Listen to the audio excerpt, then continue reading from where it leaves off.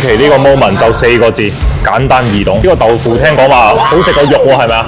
咁我今晚可以扒3碗飯。如果黃色可以聯想到一種食物，我一定會諗到呢隻騸雞。哇，超級新鮮，鋼琴般嘅豬紅啊！嗱，各位唔好睇咁幽靜，我哋依舊喺天河。今日去嘅呢間呢係好多粵西朋友喺廣州心目中嘅飯堂，佢哋呢間呢都開咗20幾年嘅老字號。我哋埋位睇個環境就知 local 啊！呢種絕對係粵西朋友嘅飯堂啊！呢種店真係睇菜牌就知係好食嘅喎。仔，你呢個雞係咩雞種啊？呢個係走皮雞，邊個推薦啲啊？呢兩個？呢個呢種質就香啲，哦，呢個呢就滑口啲，滑口啲。呢個啦，如果個呢個咯。我仲聽人講你哋好似有個豆腐話好食過肉喎，係邊一個？呢個好多人點喎呢個，咁啊要埋呢個啦。仲有個撈粉，主角唔記得點，撈粉係嘛？哇！呢個豆腐聽講話好食過肉喎，係咪啊？係真係好食過肉啊！哇！呢個招牌嚟㗎嘛，你哋可以。呢個豆腐一上嚟，我感覺今晚可以扒3碗飯啊！今晚第2個主角係啊，白切豬雜，超級抵玩呢個騸雞，69蚊。今期呢個 moment 就4個字，簡單易懂。先唔好講味道啊，淨睇呢個賣相同性價比，我覺得無敵啊！68蚊有騸雞食，點埋佢呢個沙薑豉油。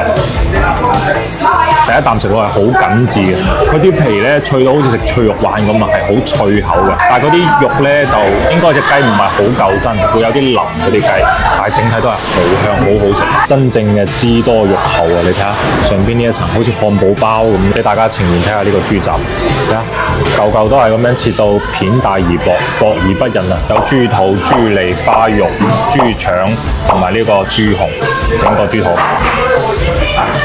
佢都係食佢啲油香同埋佢本身豬嘅質地，哇！呢個真係色香味嘅神品，好好食呢個，又新鮮又脆。腸啊腸啊，我係最中意食腸嘅啦，就係要嗰個粉張住你個嘴，但係佢又冇豬嗰種異味，哇！呢個真係好新鮮，好食。哇！呢個花肉啊，一啖入魂啊！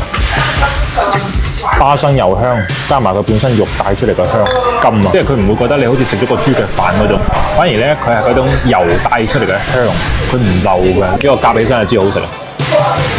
我覺得呢個係豬紅扮豆腐啊，佢又有豬紅嗰種實，又有豆腐嗰種滑，反正總言之就係好好食。據說佢哋呢個豆腐咧仲好食過佢啲肉啊，試下。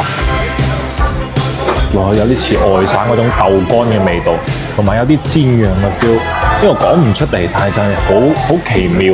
同埋佢個芡汁咧掛得好厚，所以佢啲底味各方面都好好。佢個皮係帶少少焦脆，食落去有啲張力啊！哇，呢個豆腐真係送飯一流，20蚊嘅撈粉，呢個份量真係太感人啦！